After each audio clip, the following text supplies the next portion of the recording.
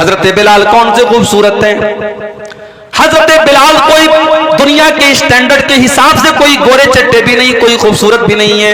वो तो हबशा के रहने वाले हैं, उनका रंग तो काला है, वो तो काले हैं, मगर उनका मकाम क्या है मेरे प्यारे भाइयों। इतनी मीठी आवाज हजरत बिलाल की है कि जब अल्लाह के नबी खाने काबा को फतह करते तो कहते हैं बिलाल इस खाने काबा की छत पे चढ़ के तू अजान दे। और दुनिया ने देखा कि जिस खाने काबा के अंदर 360 बुतों को रखा गया था उसकी छत पे खड़े होकर के बिलाल हबशी अजान देते हैं और लोगों को नमाज की दावत देते हैं।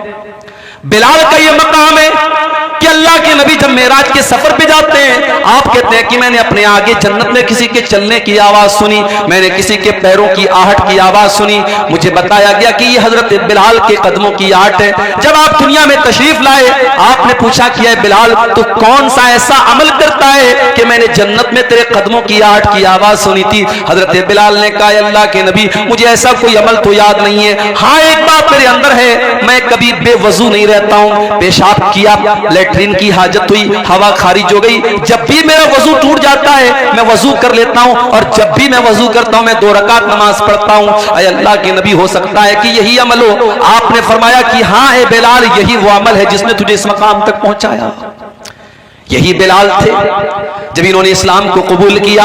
इनके मालिक ने उमैया इब्ने खल्फ ने इनको अरब के तपते हुए सहरा में, अरब के तपते हुए बालू पर लिटा दिया और इनके सीने पर गर्म पत्थर रख दिया और इनके ऊपर प्रेशर डाल करके कहने लगा कि ऐ बिलाल अगर तू इस्लाम को छोड़ दे तो मोहम्मद का दीन छोड़ दे, ऐ बिलाल हम तुझे तकलीफ देना छोड़ देंगे। मेरे नौजवान साथियों, बिलाल कोई बहुत पढ़ा लिखा इंसान नहीं है, बिलाल कोई खूबसूरत इंसान नहीं है, बिलाल कोई हैंडसम इंसान नहीं है, मगर बिलाल के सीने में जो दिल है उस दिल में अल्लाह की मोहब्बत भरी है, रसूल की मोहब्बत भरी है। उस अरब के तपते हुए सहरा में लेटा हुआ बिलाल, सीने पर गर्म पत्थर रखा हुआ बिलाल, सीने की चर्बी बिलाल की पिघल रही है और बिलाल के पीठ को अरब की तपती हुई रेत उनकी पीठ को पिघला रही है, मगर फिर भी बिलाल की जुबान से क्या निकलता है? अहद अहद अहद, मेरा अल्लाह एक है, मेरा माबूद एक है, मेरा रब एक है। बिलाल अपनी तौहीद को छोड़ने को तैयार नहीं है। और हमारी नौजवान नस्ल का क्या हाल है? बरेली शहर, उत्तर प्रदेश के बरेली शहर में 8 साल तक मदरसे में पढ़ने वाली लड़की फेसबुक पर किसी ने आई लव यू बोल दिया, मोहब्बत का इकरार कर दिया, उसके जाल में फंसती है और इस्लाम को छोड़ करके उसके मजहब में दाखिल होती है, उसके साथ जाके शादी कर लेती है। ये हमारी कौम की हालत है। शर्म से चुल्लू पर पानी में डूब मरना चाहिए हमें। हमको तो लगता है कि साहब ये तो अखबार में खबर आई है, ये सिर्फ एक खबर नहीं है, ये पूरी कौम के लिए सोचने का मकाम है मेरे भाई। और इसीलिए मैं कहता हूं कि इन मदरसों को आप हकीर मत समझो।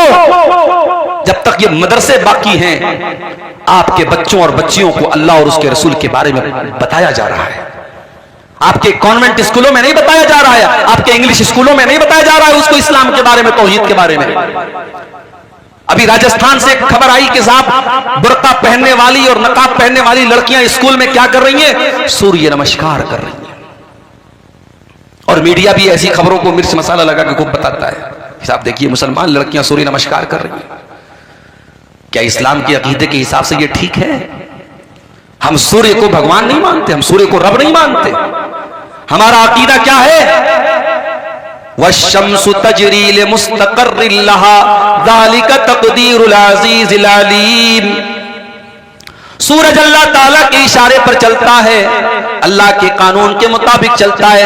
वल क़मर क़द्दरनाहु मनाज़िल हत्ता आद कल उर्जूनिल क़दीम। और चांद भी अल्लाह ताला के सिस्टम से चलता है। पहली तारीख का चांद पतला होता है, फिर धीरे धीरे मोटा होता है, फिर 14वीं का चांद कंप्लीट हो जाता है, फिर धीरे धीरे छोटा होता है और फिर लकड़ी की तरह और खजूर के तने की तरह फिर पतला हो जाता है। ये चांद का सिस्टम, ये सूरज का सिस्टम ये बता रहा है कि चांद अपनी मर्जी से नहीं निकल रहा है, सूरज अपनी मर्जी से नहीं निकल रहा है। इनको निकालने वाला कोई है, इनको चलाने वाला कोई है। सूरज अपनी मर्जी का मालिक नहीं है, चांद अपनी मर्जी का मालिक नहीं है। मेरे प्यारे भाइयों, हमारा अकीदा तो ये है कि सूरज हमेशा पूरब से निकल रहा है और पश्चिम में डूब रहा है। ये अल्लाह का कानून है, ये अल्लाह का हुक्म है, इसलिए सूरज ऐसा कर रहा है। और जिस दिन क़यामत कायम कायम होने वाली होगी, अल्लाह सूरज को हुक्म देगा कि हमेशा तो तू पूरब से निकला करता था, लेकिन आज तुझे उल्टा करना है, और कयामत के दिन सूरज पश्चिम से निकल जाएगा। मेरे प्यारे भाइयों, आज आपके स्कूलों में आपके बच्चों से सूरज के आगे सजदा करवाया जा रहा है और सूरज के आगे हाथ जुड़वाया जा रहा है। मेरे प्यारे साथियों, अपनी नौजवान नस्ल की अकीदे की हिफाजत करो, उनकी तौहीद की हिफाजत करो, उनको ईमान सिखाओ। अगर नहीं सिखाओगे तो अंजाम यही होगा कि 8 साल मदरसे में पढ़ने वाली बच्ची मुर्तद हो जाएगी। हमारी कौम का हाल आप देखो मेरे भाई, राजनीति का तो और बुरा हाल है, पॉलिटिक्स का तो और बुरा हाल है। जो पॉलिटिक्स में चला गया उसका कोई मजहब नहीं है मेरे भाई, वो कहीं भी सर झुका सकता है, किसी के भी आगे पैर हाथ फैला सकता है वो। नहीं मेरे भाइयों, ऐसा नहीं होना चाहिए। और याद रखो, इस्लाम से जो लोग नफरत करते हैं उनको आपकी तरक्की से उनको कोई नुकसान नहीं है। आप पैसा कमाइए, आप घर बनाइए, आप अच्छा कपड़ा पहनिए, उनको इससे प्रॉब्लम नहीं है। उनको प्रॉब्लम आपके इस्लाम से है, उनको प्रॉब्लम आपके दीन से, आपके ईमान से है। इसलिए अल्लाह कुरान में कहता है, वला यज़ालूना युकातिलूनकुम हत्ता यरुद्दूकुम अन दीनिकुम। ऐ नबी, इस्लाम के दुश्मन इसीलिए आपसे लड़ाई करते और जंग करते हैं ताकि मुसलमानों को दीन से हटा दें, मुर्तद कर दें, मुसलमानों को अल्लाह की तौहीद से दूर कर दें। हमारी कौम का हाल क्या है? अररिया का ये इलाका बड़ा पिछड़ा हुआ इलाका है। किसी बाप को अल्लाह ताला ने तौफीक दी, उसने बेटे को पढ़ाया, बेटा आईएएस ऑफिसर बन गया। कटिहार के अंदर, पूर्णिया के अंदर, अररिया के अंदर आईएएस ऑफिसर बन गया। बहुत अच्छी बात है, हमारी कौम का बच्चा आईएएस ऑफिसर बन गया। अब आईएएस ऑफिसर की कुर्सी पर जब वो बैठा, वो लड़का हमारी कौम का, तो वो कारून बन गया, वो फिरौन बन गया, अल्लाह को भूल गया। उसे इस्लाम बड़ा मामूली मजहब लगने लगा। उसे लगने लगा कि साहब ये मौलवी लोग तो बड़ी दकियानूसी बातें करते हैं, इस सब मजहब की बातों को छोड़ दो, तरक्की करो, आगे बढ़ो, ये रोजा नमाज छोड़ो, ये सब टॉपिक। अगर इसका नाम तरक्की है मेरे भाई, तो हमें ऐसी तरक्की नहीं चाहिए। हमें ऐसी तरक्की नहीं चाहिए जो मजहब और दीन और तौहीद को हम खो करके हासिल करें मेरे भाइयों। इमाम मालिक का एक जुमला नोट कर लो। इमाम मालिक ने कहा था कि इस उम्मत में बाद में आने वाले लोग कामयाब नहीं हो सकते हैं जब तक वो उस फॉर्मूले को ना अपना ले जो पहले के लोगों ने अपनाया था। साहबे किराम को देखो, बकरी चराने वाले, खेती करने वाले, सहराओं में घूमने वाले, अल्लाह ताला ने उनको क्या मकाम दे दिया। उस दौर की बड़ी बड़ी सुपर पावर ने उनके आगे सर झुका दिया।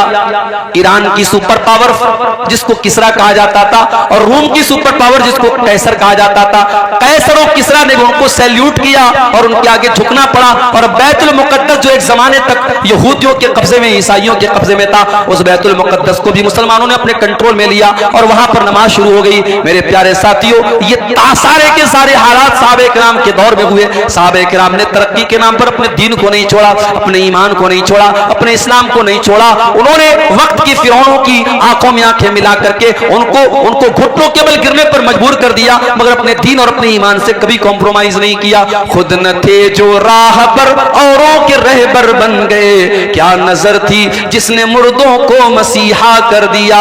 कल तक जो मुर्दा थे, अल्लाह के प्यारे नबी ने उनको मसीहा बना दिया। मेरे प्यारे साथियों, आज हमें भी तरक्की करना है, हमें भी जमाने की आंखों से आंखें मिलाना है, मगर इस्लाम को छोड़ना नहीं है, ईमान को छोड़ना नहीं है, तौहीद को छोड़ना नहीं है। मेरे भाइयों, मैं चाहता हूं कि आपके बच्चे आईएएस ऑफिसर बने, मैं चाहता हूं आपके बच्चे वकील बने, मैं चाहता हूं आपके बच्चे जज बने, मगर याद रखो, मैं ये भी चाहता हूं आपका बेटा जब वकील बने तो उसके दिल में ईमान की मोहब्बत भी हो। जब वो अदालत में केस लड़ने जाए तो कोई झूठा केस न लड़े, वो सच्चाई के लिए लड़े। मैं चाहता हूं आपकी कौम का बेटा, हमारी कौम का बेटा जज की कुर्सी पर बैठे तो वो किसी ओहदे की लालच में गलत फैसला न कर दे, वो रिटायरमेंट के दिन, आखिरी दिन ऐसा फैसला करके पूरी कौम को मुसीबत में डाल करके अपने रिटायरमेंट का प्लान ना बनाने लगे, बल्कि वो जज की कुर्सी पर बैठ करके इंसाफ का, जस्टिस का, न्याय का काम करे। मैं ये चाहता हूं मेरी कौम के बच्चे डॉक्टर बने, लेकिन डॉक्टर बनने का मकसद सिर्फ गरीबों का खून चूसना ना हो, उनकी जेब से पैसे निकालना ना हो, बल्कि उस डॉक्टर का काम कौम की खिदमत करना हो। वो कोई गरीब मरीज आए तो उसका इलाज फ्री में भी कर दे।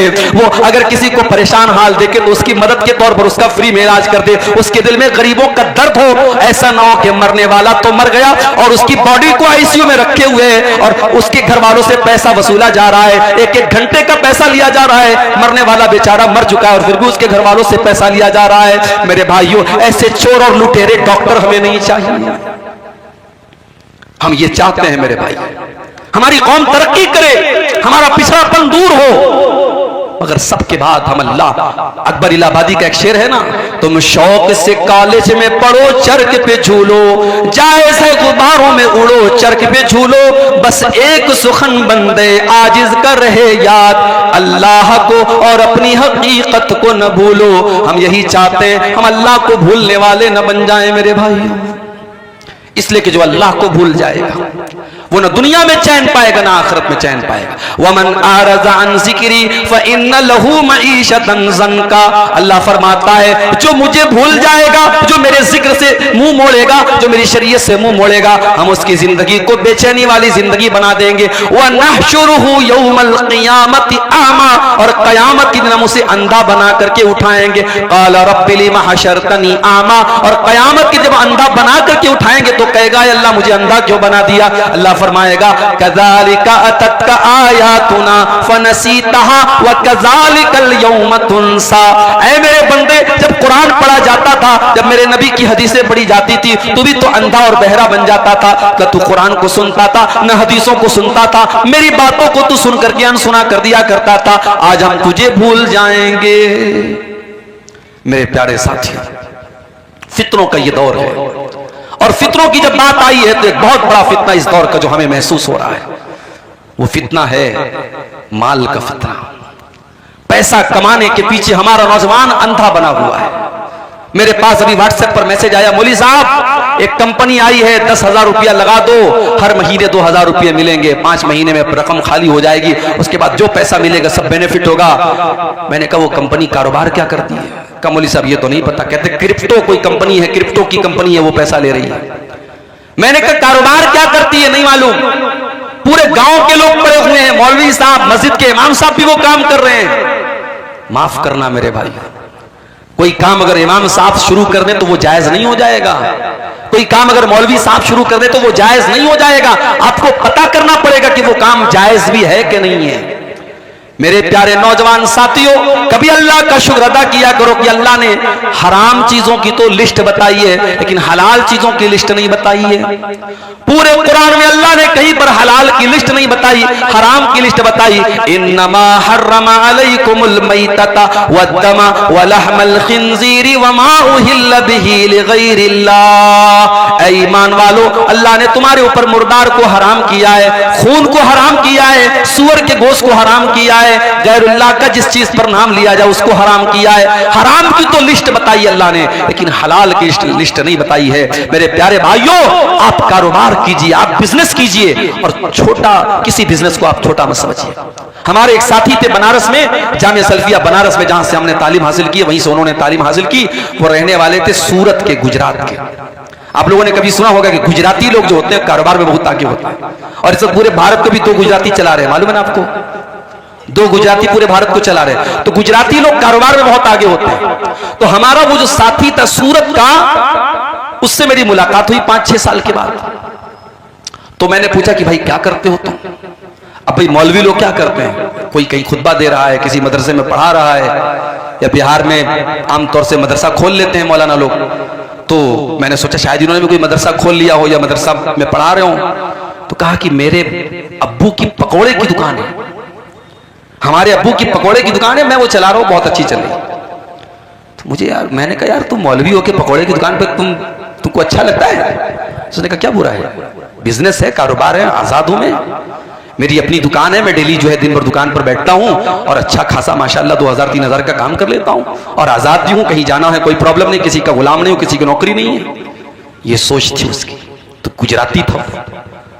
तो बताना ये चाहता हूं कि अगर आप कारोबार करना चाहें, तिजारत करना चाहें, हजारों रास्ते हैं आपके पास, लेकिन आप रातों रात अमीर बनना चाहते हैं। हमारे नौजवान को 10,000 वाला मोबाइल नहीं चाहिए, उसको 50,000 वाला आईफोन चाहिए। कमा रहा है 5,000 रुपया महीना, और फोन कौन सा चाहिए? आईफोन चाहिए। और आईफोन खरीदने वाले आमतौर से क्या करते जानते हो? वो स्टेटस सिंबल है, उसको उतनी जरूरत नहीं आईफोन की, उसको आईफोन चलाना भी नहीं आता है, मगर जब 4 लोगों के सामने आईफोन का वो जो एप्पल बना होगा वो जब दिखेगा ना, तब लोग कहेंगे कि हाँ यार इसकी हैसियत है। क्या स्टेटस के पीछे मर रहे हो मेरे भाई? ये आईफोन को तुमने स्टेटस बना के रखा है। ये महंगा कपड़ा पहन लिया, महंगा मोबाइल ले लिया, महंगा घर बना लिया तो तुम्हारा स्टेटस बहुत ऊंचा हो गया। माफ करना मेरे भाई, अल्लाह क्या स्टेटस इन सब चीजों से नहीं बनेगा। इन्ना करमकुम इंदल्लाहि अत्काकुम, अल्लाह ताला के अगर किसी का स्टेटस ऊंचा होगा तो उसका होगा जिसके अंदर अल्लाह का तकवा होगा। मेरे नबी की जिंदगी को देखो मेरे भाइयों, मेरे नबी का मकान भी कोई आलीशान नहीं, मेरे नबी का कपड़ा भी कोई आलीशान नहीं, मेरे नबी के घर में कोई फर्नीचर भी नहीं। आपकी जिंदगी तो ऐसी गुजरी कि अल्लाह के नबी एक चटाई पर लेटा करते थे। एक दिन आप चटाई पर से उठते हैं और आपकी पीठ पर चटाई के निशान पड़े हैं। साहबे किराम ने देखा, अय अल्लाह के नबी, लवित तखज़ना लक वितान या रसूल अल्लाह, अय अल्लाह के नबी आप हमें इजाजत दे दें, हम आपके लिए गद्दे का इंतजाम कर दें, हम आपके लिए आरामदेह बिस्तर का इंतजाम कर दें। आपने क्या जवाब दिया? मेरे प्यारे साथियों जरा अपने नबी का जवाब सुन लेना। फरमाया, माली वली दुनिया, ओ लोगों मेरा दुनिया से क्या लेना देना है। मान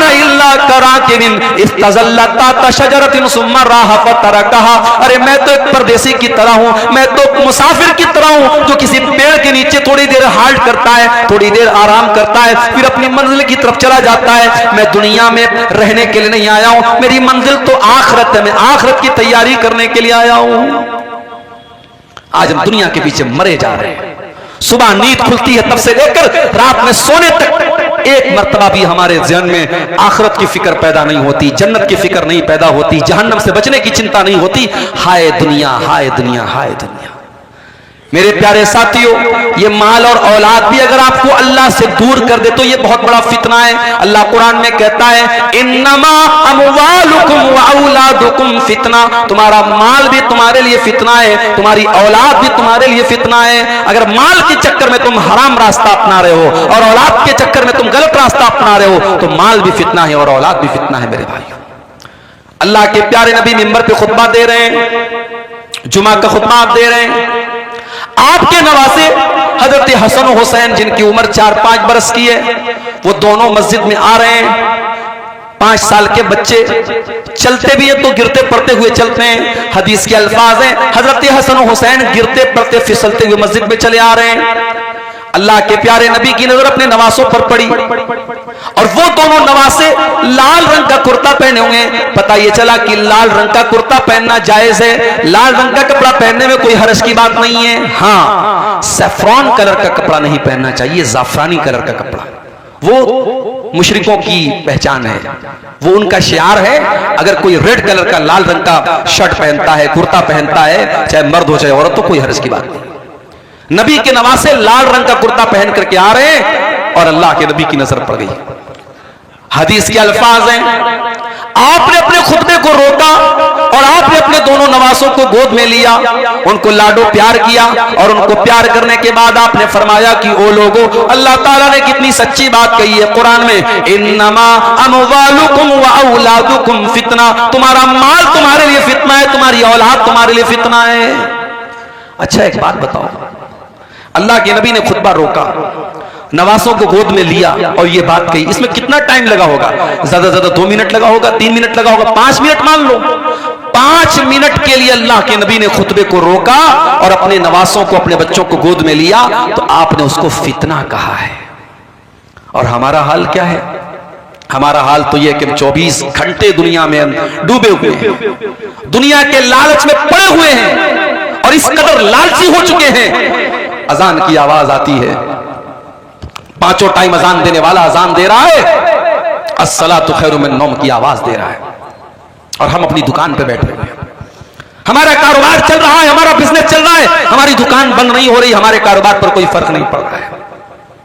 यानी 5 टाइम की नमाज में, फजर की नमाज तो बिल्कुल सुबह पढ़ी जाती है, अगर 4 टाइम की जो नमाज है, जोहर, असर, मगरिब, इशा, अगर चारों नमाज को अगर आपके वर्किंग टाइम में मान लिया जाए, आपकी दुकान के, आपके कारोबार के टाइम में, और एक नमाज पे आधा घंटे का टाइम मान लिया जाए, तो यानी आप 24 घंटे में 2 घंटा भी अपने कारोबार से निकाल करके अल्लाह को देने को तैयार नहीं है। जो अल्लाह आपको खिला रहा है, पिला रहा है, आपको ऑक्सीजन दे रहा है।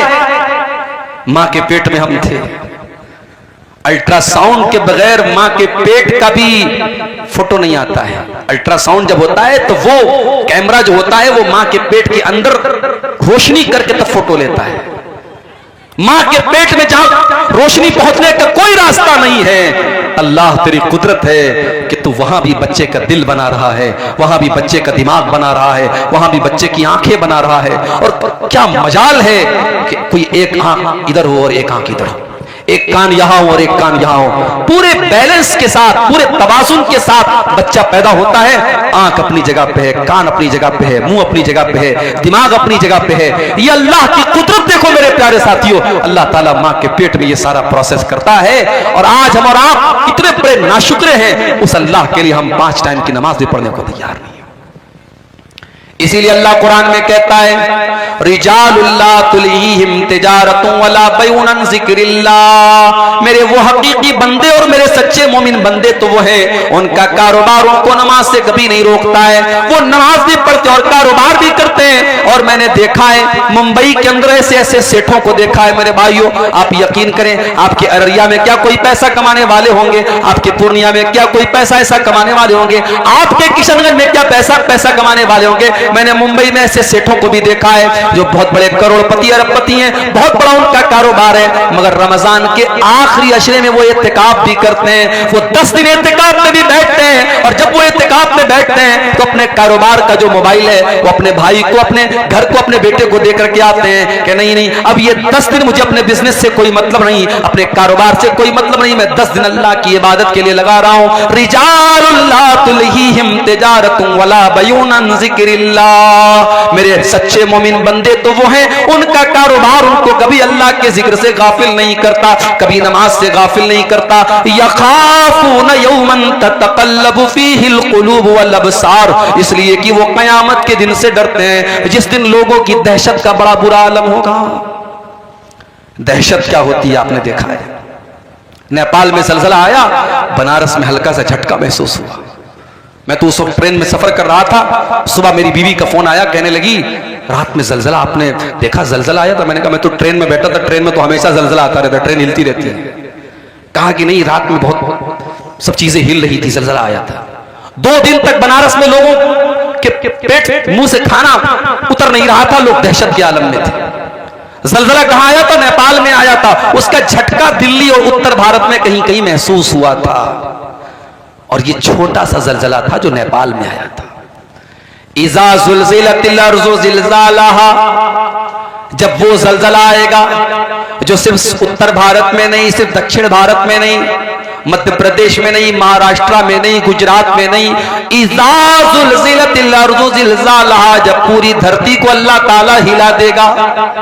व अखरजतिल अर्ज़ु अस्क़ालहा, और जमीन अपने सारे बोझ निकाल देगी। अच्छा, ये बोझ निकाल देगी, इसका क्या मतलब है? इसका मतलब यह है कि जमीन के अंदर जो हीरे जवाहरात, सोने चांदी और कीमती मेटल्स है, सब बाहर निकल जाएगा। जमीन अपने सारे खजाने निकाल देगी।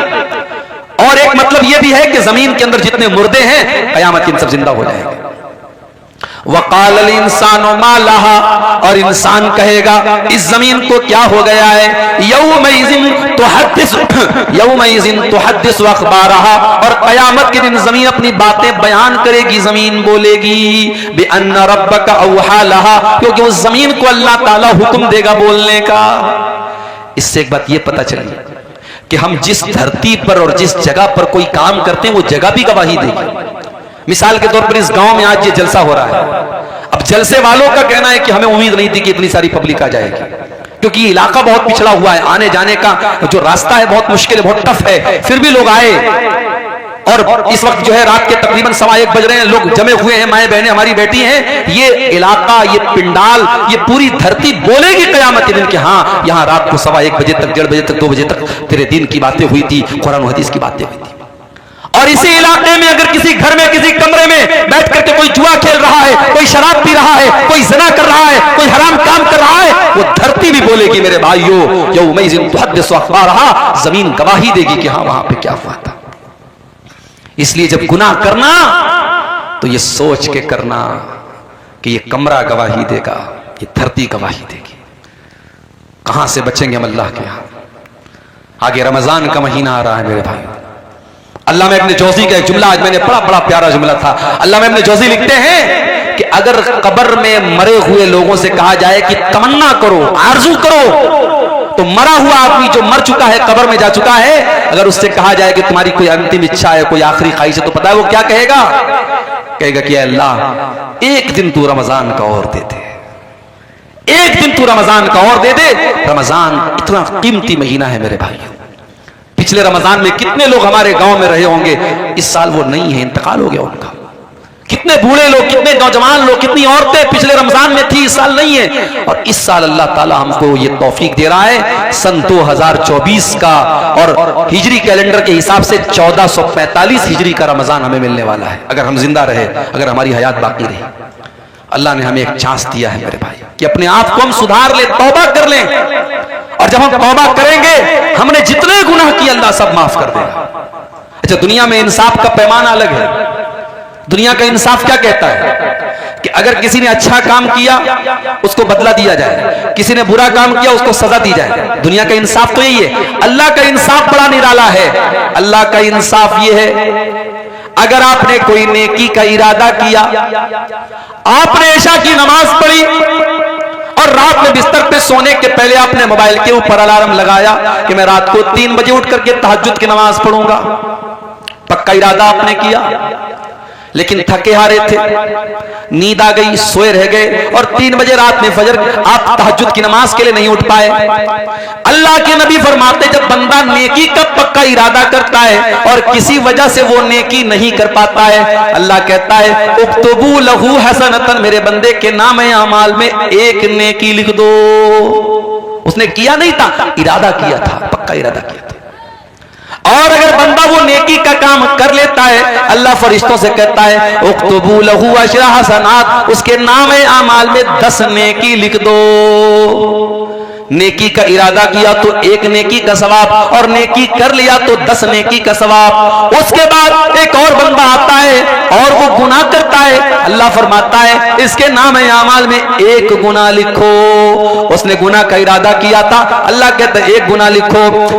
उसने गुनाह कर लिया था, अल्लाह कहता है 1 गुनाह लिखो। और एक दूसरा इंसान आता है जो गुनाह का इरादा करता है, अल्लाह फरिश्तों से कहता है होल्ड करो, इंतजार करो, वेट करो, देखते रहो वो गुनाह करता है कि नहीं करता है। अगर बंदे ने गुनाह का इरादा किया और फिर इरादा करने के बाद उसने गुनाह नहीं किया, उसने अपने दामन को गुनाह से बचा लिया, अल्लाह के नबी फरमाते कि अल्लाह ताला फरिश्तों से कहता है उक्तबू लहू हसनतन, मेरे बंदे के नाम अमाल में 1 नेकी लिख दो।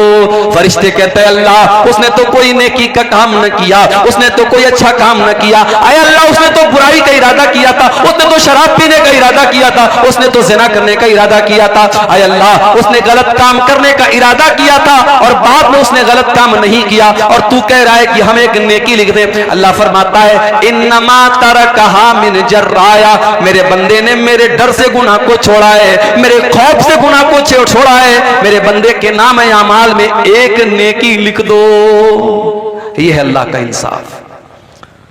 इतना करीम है हमारा रब, इतना रहीम है, इतना मेहरबान है, और हम इतने बड़े नालायक हैं, नाशुक्र हैं कि उस अल्लाह से हम तौबा भी नहीं करते।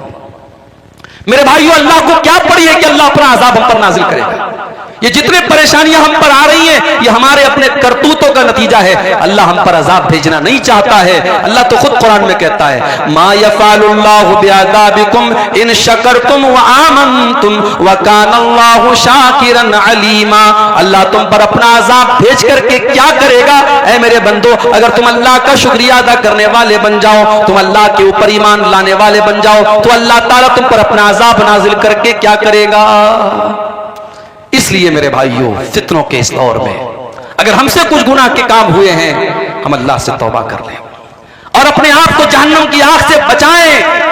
और और जहन्नम की आग से बचाने के लिए बहुत सारे नेकी के काम आप कर सकते हैं। अल्लाह के नबी ने फरमाया, इत्तकुन्नार वलो बिशिक्कि तमरा, खजूर का टुकड़ा भी अल्लाह के रास्ते में दे करके अपने आप को जहन्नम की आग से बचा सकते हो तो बचा लो।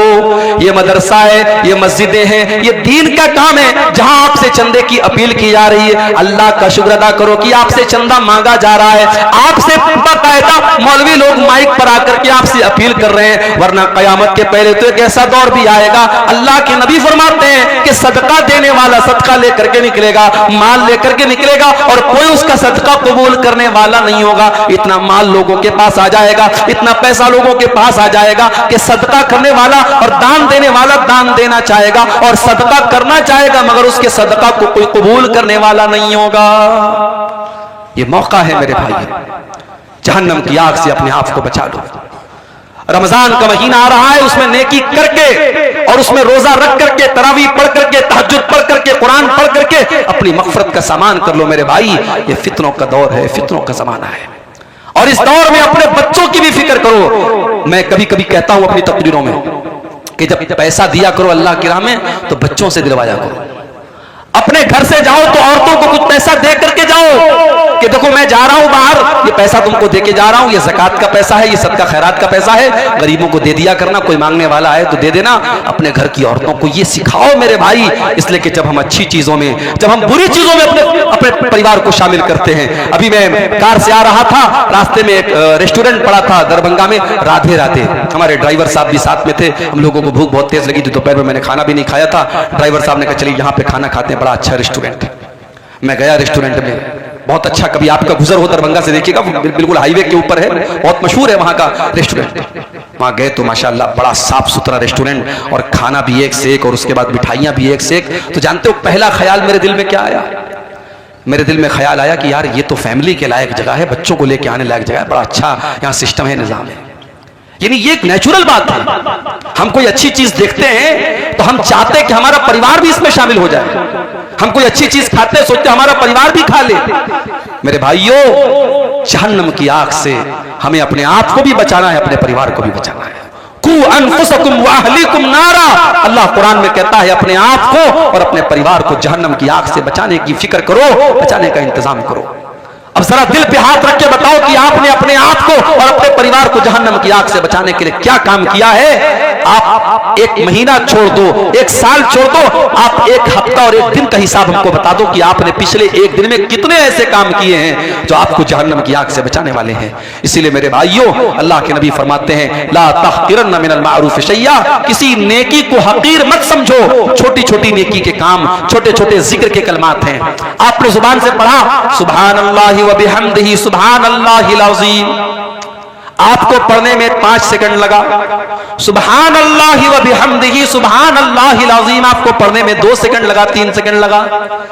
मगर इस कलमे का सवाब क्या है? बुखारी शरीफ की आखिरी हदीस है, अल्लाह के नबी फरमाते हैं कलिमतानी खफीफतानी अलल लिसानी सकीलतानी फिल मीज़ानी सुब्हानल्लाहि व बिहम्दिही सुब्हानल्लाहिल अज़ीम। अल्लाह के रसूल सल्लल्लाहु अलैहि वसल्लम फरमाते हैं कि 2 कलमे ऐसे हैं जो अल्लाह को बहुत प्यारे हैं और जुबान पर बड़े हल्के हैं और क़यामत के दिन अल्लाह के तराजू पर बड़े भारी होंगे। और ये 2 कलमे कौन है? यही सुब्हान अल्लाह व बिहम्दिही सुब्हान अल्लाहिल अज़ीम।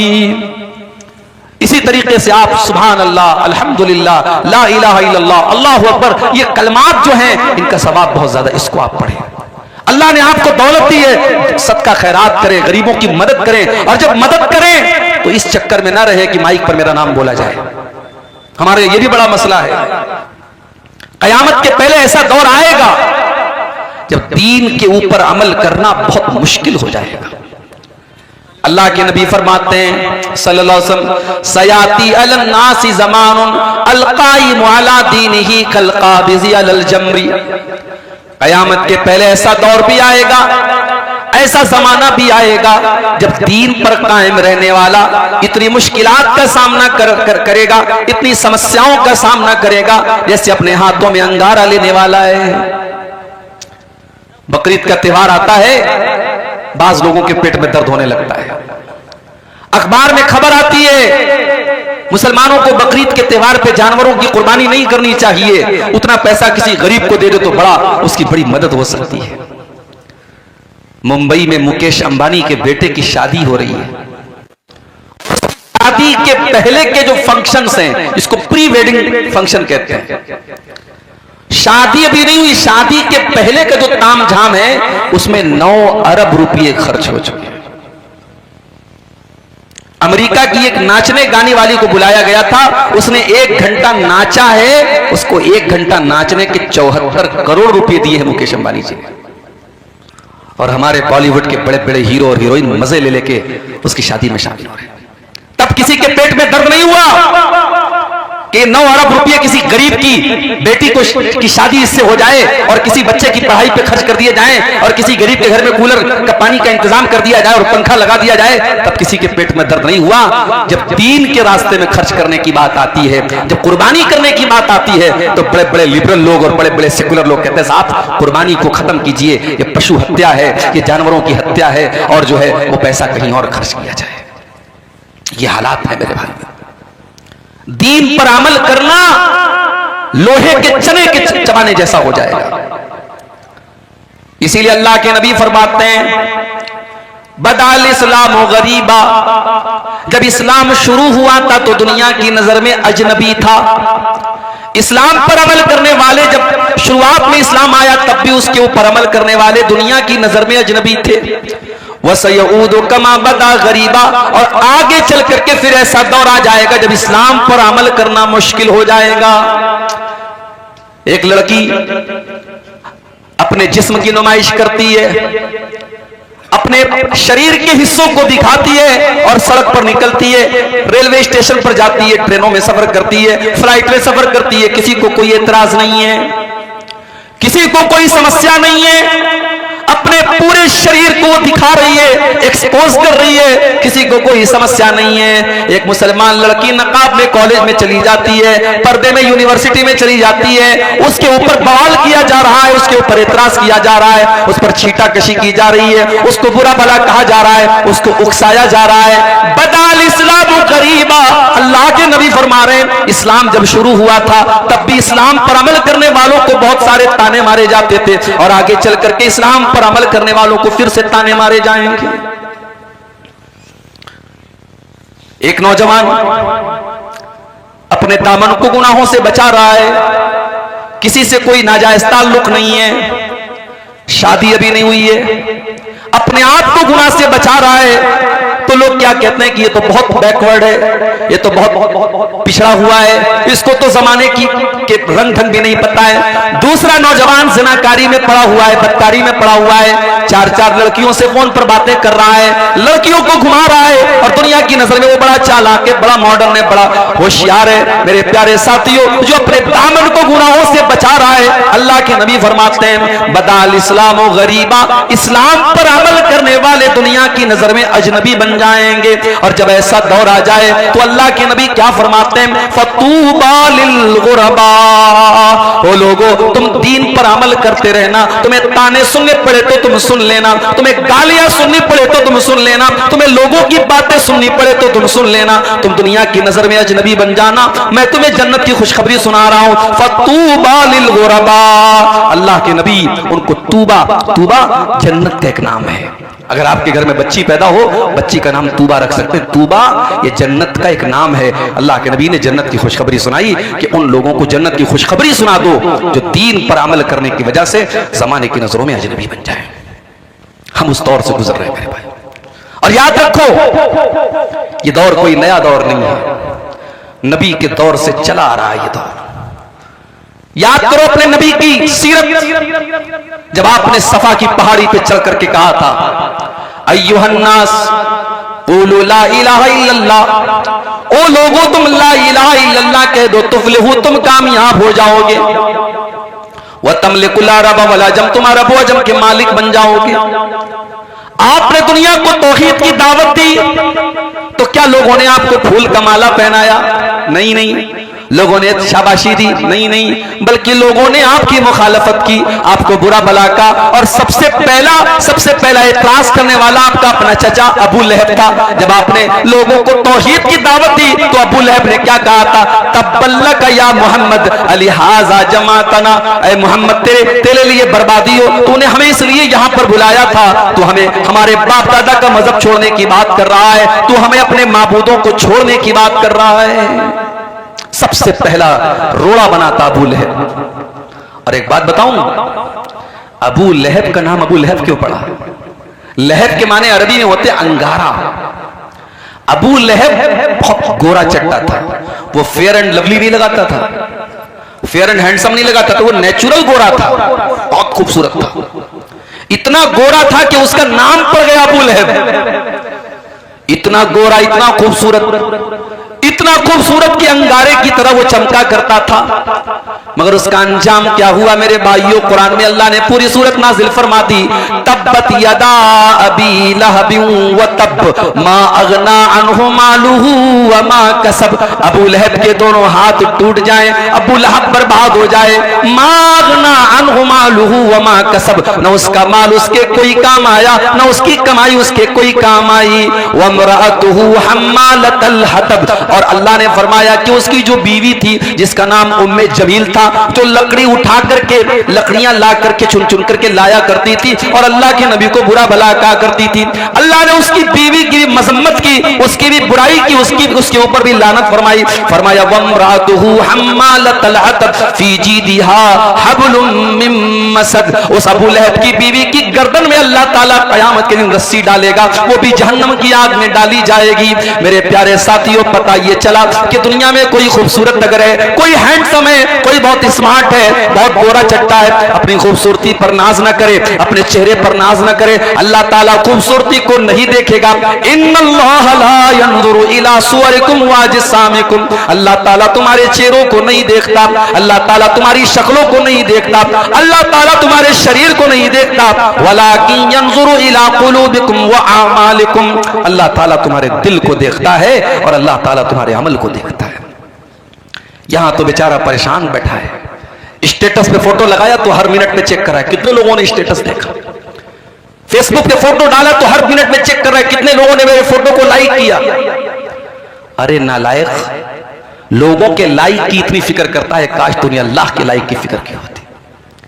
फोटो तो तुमने फिल्टर करके आए तो माशाल्लाह ऐसे ऐसे ऐप आ रहे कि भाई अमेरिका के गोरे को अफ्रीका का काला बना दो, अफ्रीका के काले को अमेरिका का गोरा बना दो, ऐसे ऐसे ऐप आ रहे, जवान को बूढ़ा बना दो। एक साहब ने मेरा फोटो भेजा एडिट करके, दाढ़ी वाड़ी गायब और बाल बिल्कुल बॉलीवुड के हीरो की तरह उड़ रहा है और पैंट और कोट पहन करके मुझको भेज करके कहने लगे ये पहचान रहे कौन है? मैंने कहा मैं तो नहीं पहचानू, कौन है? आपका फोटो है, एडिट करके मैंने बनाया है। तो ये दौर है मेरे भाई, एडिट करके किसी फोटो आप बदल सकते हैं, मर्द को औरत बना सकते हैं, जवान को बूढ़ा बना सकते हैं, बूढ़े को जवान बना सकते हैं, वो दौर है ये। अब हमारा नौजवान बेचारा जब फोटो लेता है ना, हमें कहीं प्रोग्राम में जाता हूँ, बाज नौजवान आते हैं, बोले सब एक सेल्फी ले लेता हूँ, तो मैं देखता हूं तो वो मोबाइल पर डायरेक्ट कैमरे से सेल्फी नहीं लेता, उसमें ऐप आता है स्नैपचैट और फलाना और डिकाना, तो उससे वो और खूबसूरत बनने लगता है अपने आप। अब ये फोटो वो फेसबुक पे डालता है और साहब बड़ी उसको फिक्र है कि मेरे फोटो को कितने लोगों ने लाइक किया। मेरे नौजवान साथियों, जितनी फिक्र आपको अपने इस फोटो के लोगों के लाइक करने की है, काश इतनी फिक्र इस बात की होती कल कयामत के दिन अल्लाह ताला हमको लाइक करेगा कि नहीं करेगा। अल्लाह की कसम, आपने अपने चेहरों को बहुत खूबसूरत बना भी लिया और बहुत मेकअप करके मेरी प्यारी माँ बहनों आपने अपने आप को खूबसूरत बना भी लिया। ब्यूटी पार्लर में आजकल देखिए वीडियो भी आता होगा फेसबुक के ऊपर कि बूढ़ी औरत को ब्यूटी पार्लर वाले जवान बना देते हैं, काली औरत को गोरी बना देते हैं, बदसूरत को खूबसूरत बना देते हैं। आपने ब्यूटी पार्लर में जाकर के अपनी बदसूरती को खूबसूरती में तब्दील कर भी लिया, अपने चेहरे को खूबसूरत बना भी लिया, मगर माफ करना मेरी बहनों और माफ करना मेरे भाइयों, अगर आपका दिल खराब है और आपका अमल सही नहीं है तो कल कयामत के दिन दिन आपका अंजाम और हमारा अंजाम क्या होने वाला है। अल्लाह कुरान ने फरमाता है ववुजूहुन यौमइज़िन अलैहा गबरा तरहकुहा कतरा उलाइका हुमुल कफरतुल फजरा। कयामत के दिन कुछ ऐसे भी लोग आएंगे जिनके चेहरे काले कलूटे होंगे, जिनके चेहरों पर अल्लाह ताला तारकोल पोत देगा। उनके चेहरे बड़े बदसूरत हो जाएंगे, बड़े भयानक हो जाएंगे। वो दुनिया में बड़े हैंडसम रहे होंगे, बड़े स्मार्ट और बड़े खूबसूरत रहे होंगे, मगर कयामत के दिन उनके चेहरे बड़े बदसूरत बना दिए जाएंगे। ये कौन लोग होंगे? फरमाया उलाइका हुमुल कफरतुल फजरा। ये वो लोग होंगे जो अल्लाह का इनकार करने वाले, उसकी शरीयत का इनकार करने वाले, ये हराम खाने वाले और गलत काम करने वाले और नाजायज काम करने वाले और अल्लाह को नाराज करने वाले काम करने वाले होंगे।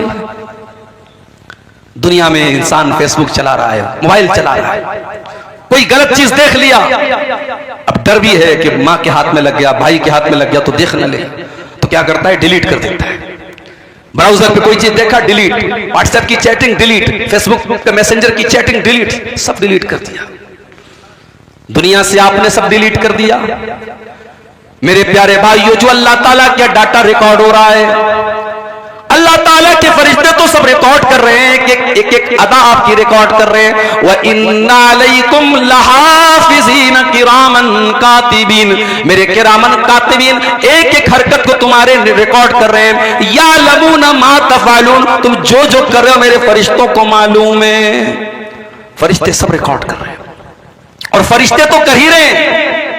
हमने मोबाइल को उंगली से टच किया, हमारी उंगली भी रिकॉर्ड कर रही है। हमने मोबाइल पर आंखों से कुछ देखा, हमारी आंखों के अंदर जो उसकी रिकॉर्डिंग हो रही है। हमने कानों में हेडफोन लगा के, ईयरपोर्ट लगा के कुछ सुना, हमारे कान भी उसको रिकॉर्ड कर रहे हैं। और कयामत के दिन आंख भी गवाही देगी और कान भी गवाही देंगे और हमारी उंगली भी गवाही देगी। अल्लाह ने फरमाया हत्ता इज़ा मा जाऊहा शहीदा अलैहिम समउहुम व अबसारुहुम व जुलूदुहुम बिमा कानू यअमलून।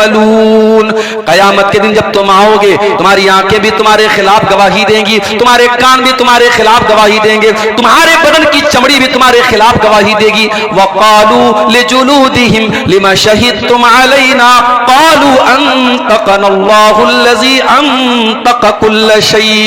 इंसान कहेगा अपनी चमड़ी से, तू कैसे बोल रही है, तू कैसे बात कर रही है? इंसान की चमड़ी कहेगी आज अल्लाह ने हमको बोलने की ताकत दी है, बोलने की शक्ति दिए और आज हम तेरे करतूतों का पर्दाफाश करेंगे, तेरे पोल खोलेंगे, तेरा सब कुछ बयान करेंगे। इसकी फिक्र करो मेरे भाई।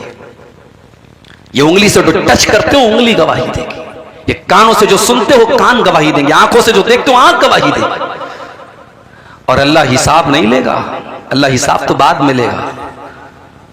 दुनिया में क्या होता है? रिजल्ट मिलता है स्कूल में बच्चों को, उस पर लिखा रहता है पास है कि फेल है, पास है तो कौन सी डिवीजन से पास है, कितने परसेंटेज मिले। दुनिया में ये तो नहीं होता ना कि बच्चे को ला करके एग्जाम की कॉपी दे दी जाती, लो भाई देखो तुमने जो लिखा वो नंबर मिला, ऐसा नहीं होता। एग्जाम की कॉपी कब मिलती है? जब बच्चे के गार्जियन कहते हैं कि सर हमारे बच्चे ने तो बहुत अच्छा इंग्लिश का पेपर दिया था, आपने 100 में उसको 70 मार्क्स दिए हैं, 70 नंबर दिए, हमारा बच्चा तो कह रहा है उसके सारे जवाब सही थे। तो टीचर क्या करता है? कॉपी निकालता है और कॉपी निकाल के बच्चे के पेरेंट्स को दिखा देता है, उसके माँ बाप को, देखिए ये है आपके बच्चे की कॉपी, आपके बच्चे ने जितना लिखा था उसका उतना नंबर उसको मिल गया। कयामत के दिन अल्लाह तबारक व तआला हमारी मार्कशीट नहीं देगा, हमारी आंसर बुक देगा। वकुल्ल इंसानिन अल्ज़मनाहु ताइरहु फी उनुक़ी। हर इंसान का नाम आमाल उसकी गर्दन में हम लटका देंगे। वकुल्ल इंसानिन अल्ज़मनाहु ताइरहु फी उनुक़ी व नुख़रिजु लहू यौमल क़ियामति किताबन यल्क़ाहु मंशूरा। उसकी पूरी जिंदगी का कच्चा चिट्ठा एक खुली हुई किताब की शक्ल में उसकी गर्दन में लटका दिया जाएगा और अल्लाह फरमाएगा इक़रा किताबक कफ़ा बिनफ़्सिकल यौमा अलैका हसीबा। मेरे बंदे ये तू अपनी किताब को खुद पढ़ ले, अपनी आंसर बुक को खुद देख ले, तू क्या करके आया है, तूने क्या क्या गुनाह के काम किए, क्या तूने अच्छे काम किए, सब रिकॉर्ड कर लिया गया है। ये तेरी किताब है, तू खुद हिसाब करके बता दे तुझे कितने नंबर मिलने चाहिए, तुझे पास होना चाहिए या फेल होना चाहिए, तुझे कामयाब होना चाहिए या नाकाम होना चाहिए, तुझे जन्नती होना चाहिए या जहन्नमी होना चाहिए। ये है अल्लाह ताला का सिस्टम मेरे भाई। हम दुनिया की खूबसूरती पर इतरा रहे हैं नहीं, मेरे भाइयों, क़यामत के दिन अल्लाह हमारी खूबसूरती नहीं देखेगा, अल्लाह हमारा अमल देखेगा, हमारा तकवा देखेगा। मुझ पर जो भूखा रह के औरों को खिलाता था, सलाम उस पर जो उम्मत के लिए रातों को रोता था, पर जो फर्शे खाक पर जाड़े में सोता था, सलाम उस पर जो दुनिया के लिए रहमत ही रहमत है, सलाम उस पर के जिसकी जात फख्रे आदमीयत है, दरूद उस पर के जिसकी बज़्म में किस्मत नहीं सोती, दरूद उस पर के जिसके जिक्र से सैरी नहीं होती, दरूद उस पर के जिसके तज़करे हैं पाक बाजों में, दरूद उस पर के जिसका नाम लेते हैं नमाजों में, दरूद उस पर जिसे शम्ए शबिस्ताने अज़ल कहिए, दरूद उस ज़ात पर फ़ख्रे बनी आदम जिसे कहिए। अल्लाहुम्मा सल्लि व सल्लिम व बारिक अलैहि। सदर मोहतरम, उलमाए किराम, मोहतरम बुजुर्गों, नौजवान भाइयों, माँओं और बहनों, प्यारे बच्चों, अपने अजीज भाई शेख नौशाद साहब की दावत पर आज का ये प्रोग्राम अररिया के इस गांव में, जो शायद हिंदुस्तान के सबसे ज्यादा पिछड़े इलाकों में से इलाका है, और जहां आने के लिए गूगल मैप भी परेशान हो गया। गूगल मैप के जरिए हम लोग लोकेशन के जरिए आ रहे थे, गूगल कहने लगा भाई कहां फंसा दिया आपने। और जब तक लोगों ने पूरा गाइड नहीं कर दिया कि यहां से आओ वहां से आओ, और उसके बाद जब गांव के करीब पहुंचे तो साहब पता लगा यहां से गाड़ी आगे नहीं जा सकती। फिर बाइक से एक साहब हमको लेने गए तो रास्ते में एक पुल ऐसा था कि डर लग रहा था कि अब गिरे कि तब गिरे। ऐसा पुल सिरात याद आ रहा था कि नीचे जहन्नम है और ऊपर पुल सिरात पर से हम सबको गुजरना है।